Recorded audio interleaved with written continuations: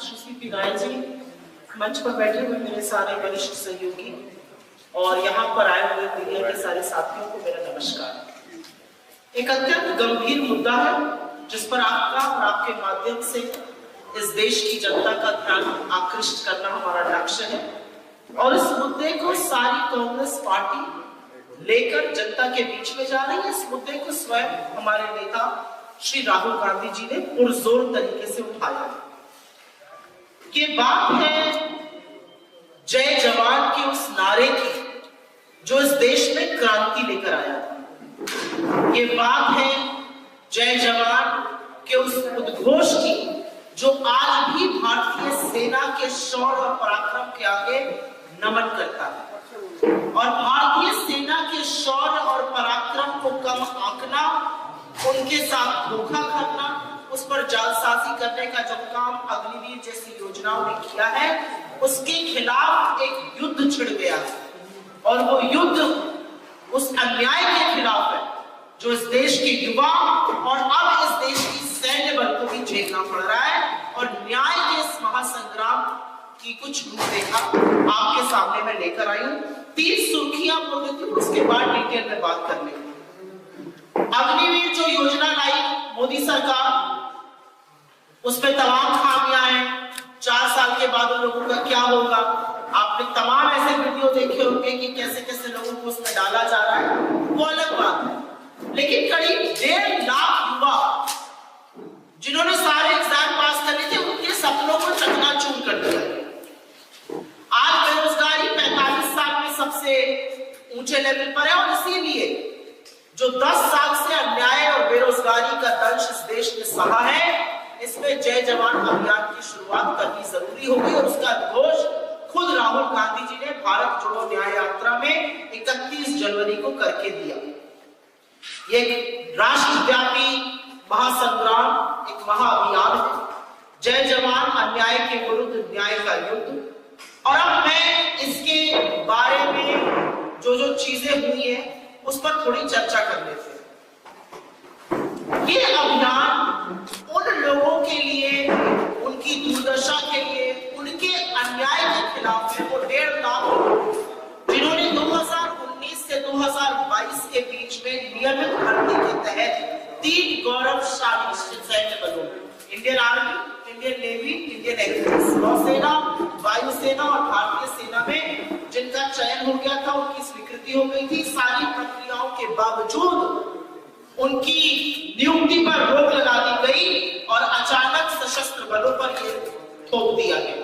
और ये सिर्फ हम नहीं कह रहे, आर्मी के पूर्व chief of defence staff Shri Narayan ji ने खुद कहा है, अपनी किताब में इसका जिक्र किया है और कहा है कि कैसे वो स्तब्ध थे कि ऐसी योजना थोपी गई और वो स्तब्ध थे कि ये सिर्फ भारतीय सेना पर नहीं, नौसेना और वायुसेना पर भी थोपी गई। और वो ये सोचकर सुनकर भी स्तब्ध थे कि कैसे जहां पर 75% लोगों को रिटेन करना था, महज 1/4 25% लोगों को रिटेन करने की इस योजना को प्रारूप दिया गया। तो इसका विरोध सैन्य बलों के अंदर से हो रहा है क्योंकि ये भारतीय सेना के पराक्रम के साथ खिलवाड़ है। और इस अभियान के तहत हमारी 2 महत्वपूर्ण मांगे। हमारी पहली और बहुत बड़ी मांग है कि जो 1.5 लाख लोगों को आपने वंचित किया, जिन्होंने टेस्ट पास किए, जिन्होंने इंटरव्यू पास किए, जिनका मेडिकल प्रशिक्षण भी हो गया था, उनको जो आपने वंचित किया, उनकी तुरंत आप बहाली कीजिए और पुरानी नियम कानून पर कीजिए। और हमारी दूसरी और बड़ी मांग, और ये सिर्फ हमारी मांग नहीं है, देश के युवाओं की मांग है, उन लोगों की मांग है जो लगातार राहुल जी से, लगातार हम लोगों से अलग अलग प्लेटफॉर्म्स पे, अलग अलग जगहों पर मिलते हैं कि रक्षा बलों में पुरानी भर्ती प्रणाली जो है वो वापस बहाल की जाए। ये माहौल है देश की रक्षा के साथ, देश के सैन्य बलों के साथ। एक रूपरेखा है, टाइम टेबल है। इस पूरे महायोजन को 3 चरणों में आयोजित किया जा रहा है। जो पहला चरण था वो जनसंपर्क का था, जिसका लक्ष्य था 30 लाख परिवारों तक पहुंचना। 1 फरवरी से 28 फरवरी तक ये चलेगा। इसके लॉन्च के पूर्व की कुछ गतिविधियां आपको बता देना चाहती हूँ। बहुत सारे पूर्व सैनिक करीब 300 से ज्यादा लोकसभा कंस्टिट्यूएंसीज में गए, उन्होंने वहां पर लोगों को संबोधित किया। आप जैसे प्रबुद्ध पत्रकारों को, प्रेस के साथियों को संबोधित किया और अग्निवीर की खामियां बताई और ये गुहार लगाई कि आप पुरानी भर्ती प्रणाली को वापस लाइए। इसका दूसरा चरण सत्याग्रह है और अधिक से अधिक उन युवाओं के परिवारों तक पहुंचना है, जानकारी इकट्ठा करना है और उनको इस अभियान के बारे में अवगत कराना है। आपकी जानकारी के लिए बता दूं कि रक्षा परिवारों को न्याय पत्र, एक फॉर्म को हम भेज रहे हैं, वितरित किया जाएगा और उनको इस आंदोलन में शामिल होने के लिए हम आह्वान देंगे और आह्वान दिया भी जा रहा है। न्याय पत्र के द्वारा एक हस्ताक्षर अभियान भी किया जाएगा और इसकी सारी जानकारी डिजिटल रूप में सरकार के सामने, डिजिटल रूप में नीति निर्माणकर्ताओं के सामने रखी जाएगी और न्याय पत्र का स्टिकर जो लोग इसमें, इस महाअभियान में, इस महासंग्राम में, इस महायज्ञ का हिस्सा बनते हैं, उनके घरों पर एक न्याय स्टिकर लगाया जाएगा।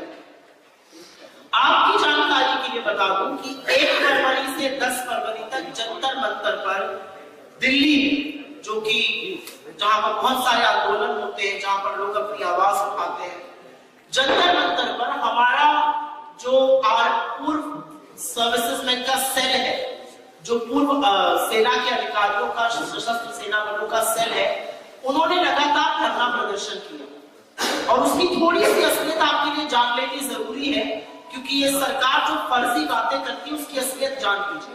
कर्नल रोहित चौधरी उस सेल के, उस डिपार्टमेंट के अध्यक्ष, उन लोगों को जब वहां पर जगह नहीं मिली तो उन्होंने उपराष्ट्रपति को ज्ञापन दिया, अनुरोध किया, उनके घर में 6 फरवरी को 150 युवाओं के साथ कर्नल रोहित चौधरी को ही गिरफ्तार कर लिया गया। तो सरकार की काम और सरकार की कर्तव्य और सरकार की कथनी और करनी में इतना अंतर है कि जिस व्यक्ति ने देश की यूनिफॉर्म, सेना की यूनिफॉर्म पहनकर अपने छाती पर गोली को खाना स्वीकार किया, उसके खिलाफ अमित शाह की दिल्ली पुलिस ने एफआईआर लॉन्च करी और उनको गिरफ्तार किया। लेकिन इससे क्या हमारे हौसले टूट जाएंगे? बिल्कुल नहीं। हम अपने अगले चरण की बात करेंगे। 5 मार्च से 10 मार्च सभी शहरों में धरना दिया जाएगा, समन्वय समिति का गठन होगा। ये धरना ज्यादातर शहरों में शहीद चौक या महात्मा गांधी चौक होता है, वहां पर दिया जाएगा, वहां पर आयोजित किया जाएगा और सभी जिलों में 50 किलोमीटर तक पदयात्रा निकालने का हमारा लक्ष्य है। 17 मार्च से 20 मार्च की जो अवधि है, जब हमारी यात्रा समापन की ओर होगी महाराष्ट्र में, मुंबई में, 17 मार्च से 20 मार्च तक इस देश के हर जिले में एक पदयात्रा सिंबॉलिक निकाली जाएगी 50 किलोमीटर की, जिससे लोगों के बीच इस सेना की अवमानना का, सेना के इस अपमान का, युवाओं के भविष्य का, सेना के अपने भविष्य का, राष्ट्रीय सुरक्षा के साथ जो खिलवाड़ किया जा रहा है, वो मैसेज जरूर जाए। हम एक मिस्ड कॉल नंबर यहां से आपके माध्यम से जारी कर रहे हैं, उसको मैं पढ़ देती हूँ। 9999812024। मैं फिर से बोल देती हूँ, 9999812024 और जैसा कि यूपी की भाषा में बोला जाता है 9999812024। हमसे जुड़ने के लिए इस नंबर पर मिस कॉल दी जा सकती है, अन्यथा आप jayjawan.in JAYJAWAN.in पर लॉगिन करके भी अपना समर्थन हमें दे सकते हैं। ऐसा करना क्यों जरूरी है? ऐसा करना इसलिए जरूरी है क्योंकि इस सेना के साथ खिलवाड़ नहीं हो सकता। वो सेना जो सियाचिन की बर्फीली पहाड़ों पर बैठकर सुनिश्चित करती है कि हम और आप यहां पर बैठकर बात कर सके, उनके भविष्य के साथ खिलवाड़ नहीं हो सकता। उन मां बापों के आंसुओं के साथ खिलवाड़ नहीं हो सकता है जिनके बच्चों के शव तिरंगे में लिपट कर वापस आते हैं। उस सेना के साथ खिलवाड़ नहीं हो सकता कि जब पिता घर से बॉर्डर के लिए निकलता है तो उसको पता नहीं है कि वो वापस अपने बच्चों को देखने के लिए आएगा भी कि नहीं आएगा। और इसीलिए मैंने प्रमुख, जो सेना प्रमुख श्री मनोज मुकुंद नरवाणे थे, उनकी किताब का जिक्र किया है, जहां पर वो कहते थे कि वो हतप्रभ थे कि इन चीजों को क्यों थोपा गया, और बजाय उस चीज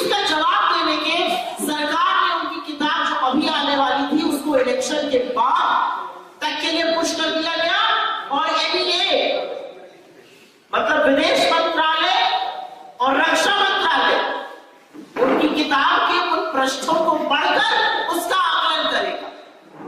मतलब अगर आप चोर को चोर कहिएगा तो चोर आपको सर्टिफिकेट देगा कि आप उसको चोर कह सकते हैं, नहीं कह सकते। यह हालात है इस देश के। पर जैसा कि मैंने आपको कहा कि आकांक्षाओं को कुचलने का यह जबरदस्त काम हुआ है, और क्या क्या इसमें इन अग्निवीरों को नहीं मिल रहा है उसका जिक्र कर लेना जरूरी है। इस अग्निपथ में चयनित युवाओं को नियमित सैनिकों से कम वेतन मिलता है। इनका मासिक वेतन करीब 21,000 रुपए है और सैनिकों को 45,000 मिलते हैं। और ऐसा नहीं है कि ये शहीद नहीं होते। अभी आपने देखा कि कैसे 22 साल का अग्निवीर शहीद हुआ और उसकी मां का क्या हाल था। मेरे ख्याल से अभी सार्वजनिक रूप से 2 अग्निवीरों के शहीद होने की भी खबर आ चुकी है और इस देश की सुरक्षा में वो लोग शहीद हुए। एक नियमित सेना के जवान को 15 साल तक पूरा वेतन मिलता है, उसकी पेंशन उसके जीवन काल तक होती है। अग्निपथ में चयनित युवा के परिवार को तब तक लाभ मिलता है जब तक पत्नी और माता पिता जीवित हैं। अग्निपथ में चयनित युवा को चिकित्सा और अन्य सुविधाओं का लाभ नहीं मिलता है। 15 साल तक फुल पे रिटायरमेंट जो बाकी लोगों को मिलता है वो नहीं मिलता है। एक सैनिक की शहादत पर 75 लाख इंश्योरेंस का दिया जाता है वो नहीं मिलता है। 55 लाख रुपए की एक्सग्रेशिया अमाउंट राशि नहीं मिलती है। मेडिकल फैसिलिटी नहीं मिलती है, सीएसडी फैसिलिटी नहीं मिलती है। सभी तरह के मिलिट्री बेनिफिट और जो बाकी प्रावधान सरकार अनाउंस करती है वो नहीं मिलती है। 4 साल के बाद क्या किसी ने ये चिंता जताई है कि अग्निवीरों का क्या होगा? क्या किसी ने सोचा है कि ये भी रोजगार एक्सचेंज के बाहर बेरोजगारी का तख्ता लेकर खड़े रहेंगे? क्या किसी ने ये सोचा है कि सैन्य प्रशिक्षण इन अग्निवीरों का आगे क्या होगा? क्या किसी ने सोचा है कि स्थिति कितनी गंभीर हो सकती है? तो हमारा अपना मानना है कि तमाम ऐसी बातें हैं जिसकी वजह से इस स्कीम पर प्रश्न लगे हैं। और इसलिए प्रश्न लगे हैं क्योंकि इस देश का एक बड़ा वर्ग सैन्य बलों की ओर, पुलिस सर्विसेज की ओर, अर्धसैनिक बलों की ओर आकर्षित होता था। लेकिन एक आंकड़ा मैं पढ़ रही थी और उस आंकड़े ने मुझे चौंका दिया। 2000 और ये आरटीआई का आंकड़ा है, सरकार का आंकड़ा है। 2022-23 में सैन्य बलों में आवेदन देने वालों की संख्या 34 लाख थी। 23-24 में वो घट के 10 लाख हो गई, क्योंकि सबको पता है कि इस फर्जीवाड़े से ना तो रोजगार मिलने वाला है और 4 साल बाद जब आप बेरोजगार हो जाइएगा तो सरकार आपके हाथ में कटोरा थामने का काम करेगी। ये कितना बड़ा माहौल है उस देश में जहां में 60% लोग युवा। ये कितना बड़ा माहौल है उस देश में जहां पर बेरोजगारी 45 साल की सबसे चरम सीमा पर है। 2012 में 1 करोड़ बेरोजगार थे, 2022 में 4 करोड़ बेरोजगार है। 3 में से 1 ग्रेजुएट को नौकरी की तलाश है। ग्रेजुएट की अनएम्प्लॉयमेंट दर 43% है इस देश में। हर 2 घंटे में इस देश में 1 बेरोजगार व्यक्ति आत्महत्या करता है। हर घंटे 2 बेरोजगार व्यक्ति आत्महत्या करते हैं। तो मुझे ऐसा लगता है कि एक व्यापक समस्या का एक छोटा सा रूप है, लेकिन क्योंकि यह देश की सेना से जुड़ा हुआ है, क्योंकि यह देश की सुरक्षा से जुड़ा हुआ है, क्योंकि यह देश के सैन्य बल से जुड़ा हुआ है, इसको पुरजोर तरीके से रखना हम सबका काम है और वही हम जय जवान के इस महासंग्राम से कर रहे हैं। आप अगर सुओ मोटो पहले इस पर सवाल पूछ ले तो मैं उसका बहुत स्वागत करूंगा। 163 अगस्त 2019 दिसंबर 2023 के बीच में 163 सुरक्षा कर्मियों की, जाबाजों की, सैन्य बलों की शहादत हुई। 163। प्रधानमंत्री मोदी ने एक शब्द नहीं बोला। प्रधानमंत्री मोदी, मणिपुर 8 महीने से ऊपर चल रहा है। 8000 के 2 हवाई जहाज है मोदी जी के पास। 8 मिनट के लिए मणिपुर नहीं जा सकते। ऐसा क्यों है? 78 दिन के बाद एक भयावह वीडियो पर प्रधानमंत्री जी बोलते हैं, क्या कह रही है डबल इंजन की मुठभेड़ हो रही है, भारतीय सेना के ऊपर मुकदमे लिखे जा रहे हैं। तो देश की जो आंतरिक स्थिति है, जिस तरह से नक्सलवाद बढ़ रहा है, जिस तरह से मणिपुर में मैं आपको बताया, जिस तरह से कश्मीर में गिन गिन कर कश्मीरी पंडितों को मारा जा रहा है और सुरक्षा बलों को की शहादत हो रही है आतंकियों के हाथे, मोदी जी चुप रहते हैं। चुप रहते हैं क्योंकि आधा सच और पूरा झूठ जब बोलते हैं तो इन सब बातों पर जिक्र नहीं करते हैं। 4 साल बाद अगर आपके परिवार का कोई लड़का अग्निवीर आज बना है, वो 4 साल बाद क्या करेगा? क्या किसी के पास, इस सरकार के पास जवाब है? इस सरकार के मंत्री के बच्चे हार्वर्ड जाएंगे पढ़ने, वो बॉस्टन जाएंगे, वो कैम्ब्रिज जाएंगे, वो ऑक्सफोर्ड जाएंगे, और आपके बच्चे अग्निवीर बनेंगे 4 साल के लिए, और 4 साल के बाद उनको कटोरा थमा दिया जाएगा। अगर इतनी अच्छी अग्निवीर की योजना है तो मोदी सरकार के हर मंत्री का लड़का आए अग्निवीर में, वो मजे मारेंगे, वो मलाई चाटेंगे सत्ता की, हमारे बच्चे अग्निवीर बनेंगे, और उनको कोई सुरक्षा कवच कुछ नहीं मिलेगा, उनको 4 साल बाद गेट आउट कह दिया जाएगा। आप सोचते हैं कि भारतीय सेना के शौर्य और पराक्रम का क्या सिला दे रही है ये सरकार? मैम, जिस तरह से आप कह रही कि सेना प्रमुख जनरल नरवणे ने अपनी किताब लिखी है, जब सरकार अग्निवीर योजना लेकर आई थी तो सेना के अधिकारियों को इस योजना के आगे कर दिया था उन्होंने, कि उन्होंने इस योजना का बखान किया था अधिकारियों, सैन्य अधिकारियों ने। लेकिन अब आर्मी चीफ, हमारे एक्स आर्मी चीफ, वो इसकी बुराई कर रहे हैं योजना की, तो जब वो पद पर थे तब इसकी बुराई क्यों नहीं की उन्होंने खुलकर? बहुत अच्छा सवाल है। इतने लोग इस देश के पद पर हैं, कितने जजेस हैं, कितने ब्यूरोक्रेट्स हैं, कितनी बड़ी बड़ी संस्थाओं के जिनको लोकतंत्र बचाने की जिम्मेदारी है वो लोग हैं, कितने प्रबुद्ध मीडिया के साथी हैं, कितने लोग सरकार से सवाल पूछ रहे हैं। एक आर्मी चीफ के ऊपर तो चलिए हम ठीकरा मोड़ देंगे, क्योंकि इंडियन आर्मी का पहला रूल होता है अनुशासन। जो चुनी हुई सरकार ने किया है वो उसके खिलाफ रिबेल नहीं करेंगे। ये हम में और हमारे आसपास के देशों में अंतर है, और इसी अंतर से इस देश का लोकतंत्र बचा हुआ है।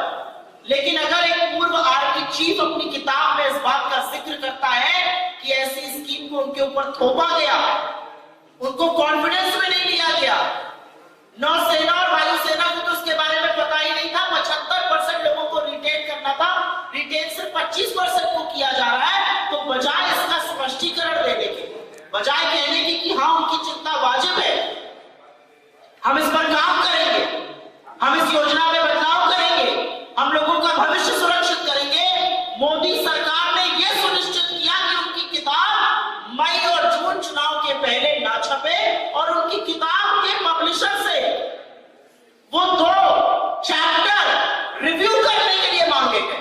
किताब मैंने लिखी है, आपके खिलाफ लिखी है, आपकी नीति पर लिखी है, आप ही मुझे सर्टिफिकेट दीजिएगा। तो मुझे ऐसा लगता है सवाल पूछना तो आप लोगों का काम है। आप लोग पूछिए सवाल सरकार को कटघरे में खड़ा करके, पूछिए कि अग्निवीर में जो लड़के हैं उनका 4 साल बाद क्या होगा, और क्यों इस सरकार के मंत्री के लड़के इस योजना का हिस्सा नहीं है। मैम, सरकार ने साफ कर दिया था कि जब अग्निवीर से रिटायर होंगे तो उनको सरकारी गैर सरकारी नौकरियों में प्राथमिकता दी। आपसे मैं काउंटर क्वेश्चन कर लेती हूँ। सरकार ने ऐसी बहुत सारी बातें साफ करी है। परसेंटेज उन लोगों की जो रिटायरमेंट के बाद एम्प्लॉयमेंट पाते हैं वो लगातार गिरती जा रही है सैन्य बलों से, 10% से कम है। उनका क्या कीजिएगा? उनका तो आप कुछ कर नहीं पा रहे, जो अच्छी खासी नौकरी करके एक अनुशासित सेना का हिस्सा बन के रिटायर हुए। 4 साल के बाद इनका क्या हुआ? इनको आप नौकरी दे दीजिएगा। नौकरी कहां दीजिएगा? 11 लाख सरकारी पद खाली है उत्तर प्रदेश में। अभी बजट आया है, नंबर आंकड़े यही के मैं बता रही हूं। इन 11 लाख सरकारी पदों को भर तो आप रहे नहीं तो कहां नौकरी दीजिएगा? 60 लाख सरकारी पद पूरे देश में केंद्र और राज्य सरकारों को मिलाकर खाली है, क्यों नहीं भरे जा रहे हैं? पद आप भरिएगा नहीं और फिर कहिएगा नौकरी देंगे। किसको नौकरी दीजिएगा भाई? इन अग्निवीरों को तो छोड़िए, नॉर्मल लोगों को नौकरी देने की बात तो करिए। कंपनियों को देंगे, नौकरियां क्या करें? किसको देंगे? कंपनी जिनके शीर्ष में चली है। नौकरी जो है और संसाधन जो है वो मोदी जी के मित्रों को, अडानी को दिए जाएंगे जिससे कि वो और अमीर होते जाए। आप कुछ ग्राफ और कुछ डेटा पढ़ना, आप लोग भी कृपा है मेरी, मैं कहूंगी मेरे ऊपर कृपा होगी, पढ़िए। जिस दौरान अडानी ऐसे बढ़ रहे थे उस दौरान देश में आय ऐसे गिर रही थी। ऐसा क्यों है?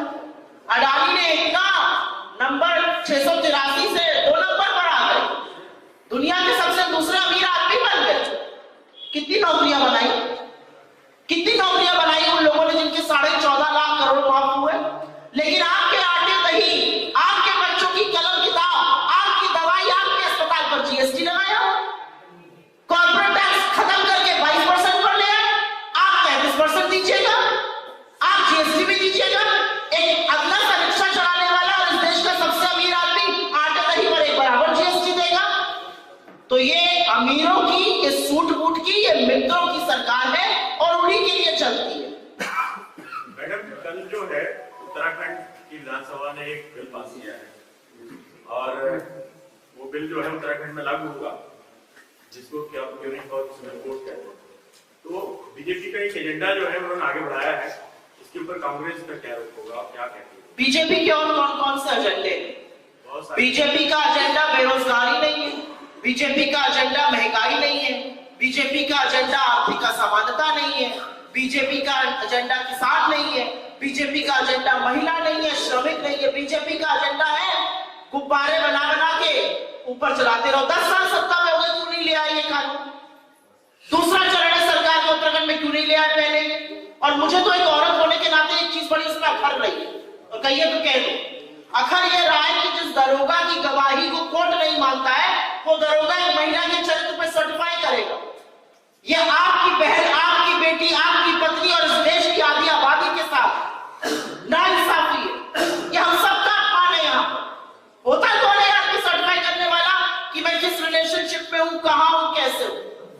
उसकी जो एक दरोगा की गवाही कोर्ट नहीं मान रहा है, वो दरोगा हमें हमारे चरित्र पर सर्टिफिकेट देगा। गजब कानून बीजेपी बना रही है। मेरा अपना मानना है कि कोई भी कानून बनाने से पहले उत्तराखंड की सरकार एक बात का जवाब दे ले। कुछ महीनों पहले अंकिता भंडारी नाम की लड़की की निर्मम हत्या हुई, उसको जिस्म फरोशी में जबरदस्ती ढकेला जा रहा था। सुनने में आया था कि कुछ ऐसे भाजपा के संबंधित नेताओं के लिए ढकेला जा रहा था, उसने मना किया, उसकी हत्या हो गई। सबूत को छिपाने के लिए वो होटल ध्वस्त हो गया। करने वाला बीजेपी के लीडर का लड़का था, उस लड़के के साथ क्या हुआ, इसका जवाब दे, उसके बाद हम सारी बातों का जवाब देंगे। ये सब मुद्दों से ध्यान भटकाने के लिए, ये सब मुद्दों से हटाने के लिए हम जातिगत गिनती की बात करते हैं, इस पर ध्यान न जाए। एक शगुफा छोड़ दो, शगुफों से थोड़ी सरकारें चलती है। प्रदेश पुलिस कांस्टेबल की भर्ती निकली है, अभी कोई और पहले आप मैम, जिस तरह से जयंत चौधरी के बारे में खबर आ रही है कि वो इंडिया गठबंधन छोड़कर, पहले आप बाद में होंगे। क्या कांग्रेस शासित राज्यों में अडानी ग्रुप काम नहीं करता? कहाँ पे आप दिखाई नहीं दे रहे? ये हम नीचे बैठे हैं। हाँ, क्या कांग्रेस शासित राज्यों में अडानी ग्रुप का काम नहीं करता? बहुत बढ़िया सवाल है। ये आपके बड़ के लोग भी पूछते हैं, अच्छा हुआ आज आपने भी पूछ दिया। बिल्कुल काम करता है। बात है, आप अडानी को लेकर शायद आप बोल रही, छत्तीसगढ़ में कोई ब्लॉक आपने बोल लिया, सवाल आपका आ गया, उसका जवाब दूंगी। जितनी शालीनता से मैंने आपका सवाल सुना, उतनी शालीनता से आप मेरा जवाब सुनिए। प्रत्युत्तर उसके बाद करिएगा, प्रत्युत्तर उसके बाद करिएगा। ये चीनी डिबेट नहीं है मेरे आपके बीच में। आपने सवाल पूछा प्रेस कॉन्फ्रेंस में, जवाब सुनने की धैर्य। बहुत अच्छा आपका सवाल। तमाम हमारे राज्यों में अडानी ग्रुप काम कर रहा है। हमारे राज्यों में टेंडर निकलता है और टेंडर निकलने के बाद जो एलओआई आता है उसको हम काम दे देते हैं। हम तो अडानी को लेके बांग्लादेश, श्रीलंका, इजराइल, ग्रीस नहीं घूम रहे। जब हम वहां से वापस आते हैं तो अडानी को वहां के सारे कारोबार मिले जा रहे हैं। अडानी को श्रीलंका में काम मिला, अडानी को बांग्लादेश में मिला, अडानी को ग्रीस में मिला, अडानी को इजराइल में मिला। और कब मिला? जब मोदी जी वहां से अपना दौरा करके अडानी के हवाई जहाज पे वापस आ जाते हैं। तो सवाल इस बात का नहीं है, हम बिल्कुल भी एंटी इंडस्ट्री नहीं है। असलियत यह है कि कारोबारियों की सबसे ज्यादा बढ़त इस देश के लोगों के साथ हमारे शासनकाल में हुई। यह असलियत है। हम अगेंस्ट हैं सिर्फ कुछ पूंजीपतियों का आधिपत्य हर बिजनेस पर हो जाए। आज मेरा मन है कि भैया तुम्हारे नाम सारे हवाई एयरपोर्ट कर देंगे, तो फाइनेंस मिनिस्ट्री ने लिखित में दिया, नीति आयोग ने लिखित में दिया, उसके बाद भी आपने क्यों 5-5 हवाई अड्डे उनके नाम कर दिए? उन्होंने लिखित में ना दिया था, आपने क्यों रातों रात भूल बदलकर उनको इस देश के एक के बाद एक पोर्ट दे दिए? आपने क्यों कस्टम डिपार्टमेंट को मना किया कि वो उनके कोल आवंटन पर जो खोलना चाहती थी केस ना खोले? दुनिया भर के रेगुलेटर जांच करेंगे अडानी की, लेकिन सुप्रीम कोर्ट में आपकी सेबी जाकर कहेगी हमारे पास तथ्यों को बटोरने का साधन नहीं है। ये सरकार चलाने के तरीके होते हैं। अरे आप सरकार पारदर्शिता से चलाइए। एनसीएलटी के तमाम ऐसे केसेस, तमाम ऐसे एसेट्स हैं जिन पर 70-70, 80% हेयरकट लेकर उनका लोन खत्म करके, उनकी डेट खत्म करके आपने अडानी के हवाले कर दिया। कौन से टेंडर के थ्रू ये काम हुआ? तो अनर्गल बातें सरकार करती है। हम सरकार से बस ये सवाल पूछ रहे हैं कि जो अडानी के खिलाफ इतने गंभीर आरोप लगे हैं, और वो आरोप हवाला के हैं, वो आरोप स्टॉक मैनिपुलेशन के हैं, वो आरोप शेल कंपनीज के हैं, उसके बारे में सरकार कुछ क्यों नहीं कर रही? सुप्रीम कोर्ट का रजिस्ट्रार ऑन रिकॉर्ड कह रहा है कि उसको बोला गया है अडानी पावर के खिलाफ कोई भी FIR, कोई भी मामला दर्ज मत करिए। उसके 48 घंटे बाद कस्टम डिपार्टमेंट जाना चाहता है सुप्रीम कोर्ट, आवंटित कोल घोटाला खोलने के लिए, बोला जाता है नहीं खुलेगा। क्यों नहीं खुलेगा? सैया में कोटवाल तो डर जाएगा और हम चुप रहेंगे। सपा ने कांग्रेस को 11 सीटें देने की घोषणा करी है, क्या कांग्रेस को ये स्वीकार है? वो कौन है? कौन? कौन? मैं तो नहीं जानता। जो अधिकृत प्रवक्ता है, मुझे लगता है हम लोग बहुत उत्साहित हैं। मुझे लगता है कि उत्तर प्रदेश में जितने वक्त ये यात्रा रहेगी उसमें तमाम रोड़े पैदा करने की कोशिशें की जाएंगी, लेकिन मणिपुर, मेघालय, नागालैंड, अरुणाचल, असम, झारखंड, बिहार, अब उड़ीसा में यह यात्रा है, छत्तीसगढ़ अभी यात्रा दोपहर में एंटर हुई है। मुझे लगता है कि जिस तरह से अपार जन सैलाब हमसे जुड़ रहा है, जिस तरह से लोग हमसे मिलकर अपनी बात कह रहे हैं, हम बहुत उत्साहित हैं उत्तर प्रदेश को लेकर। मेरा गृह प्रदेश है, मैं तो बहुत उत्साहित हूँ। मुझे बहुत अच्छा लगा कि अखिलेश जी ने चिट्ठी का तुरंत जवाब देकर कहा कि वो इस यात्रा से जुड़ेंगे। जितने ज्यादा योद्धा, जितने ज्यादा न्याय योद्धा इस यात्रा में शामिल हो, उतनी ये ज्यादा सफल होगी, और इससे अच्छी बात और क्या हो सकती है? बूथ मैनेजमेंट को लेकर लाइन ऑफ एक्शन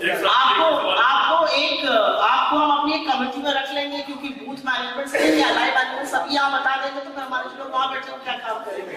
मेरा काम एक अग्निवीरों पर कुछ बोलना था, वो मैंने बोला। मेरा कलेक्टर ये अनुरोध